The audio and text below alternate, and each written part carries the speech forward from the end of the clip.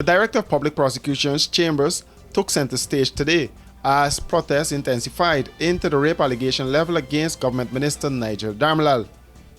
You would recall that the police file was completed and it was sent to the DPP for legal advice.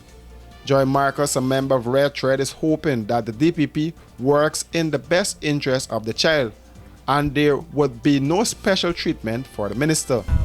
We have over the years been collaborating or networking, I should say, with the DPP. There have been cases of sexual assault that the DPP has referred to Red Thread, and we've worked with some of those survivors until throughout the court cases and so on.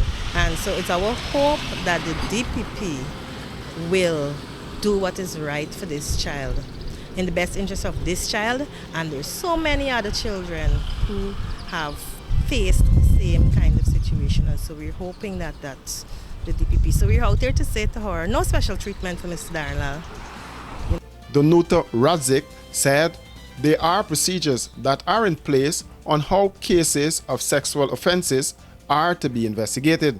In this case, what we're seeing is that these seem to have failed because there appears to be a cover-up.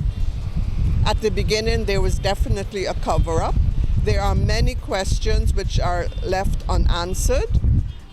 There were reports made of compensation given. We want to know if so, by who, and when.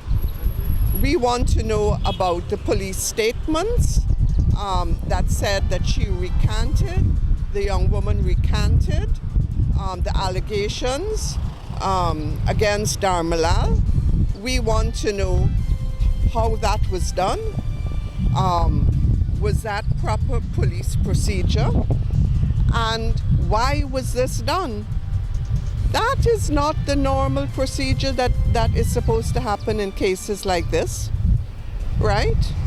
And so we are seeing all of these mistakes, but we feel that it's deliberate and it's all part of a deliberate cover-up that is going on because the person in question is a minister of government, a high-ranking official of the governing party. Other issues raised on the picket line were legal representation for the child and for the system to stop failing the country's children. We want to know why the complainant did not have a lawyer from the beginning.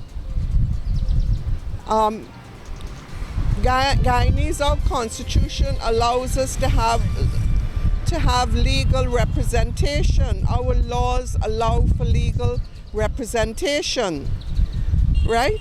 And that should have been allowed to this complainant. Also, this child needs court support. And court support is something that Red Thread has done it for years and years.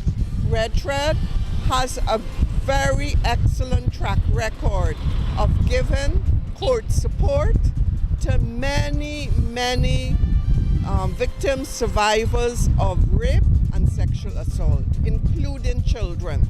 What I want to say is that we need to stop failing the children of Guyana.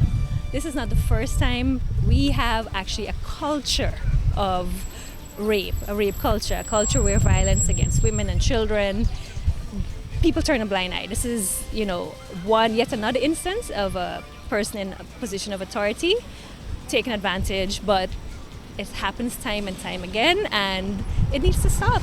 And the authorities who failed this child, who failed the children in Madhya, they need to do better. They need to show that they actually care about children and women, and not just pay lip service. The damning allegation of rape against Minister Minister Dharamlall was made by a 16-year-old indigenous girl. The matter was investigated by the Child Care and Protection Agency and the police. The file was sent to the DPP for legal advice.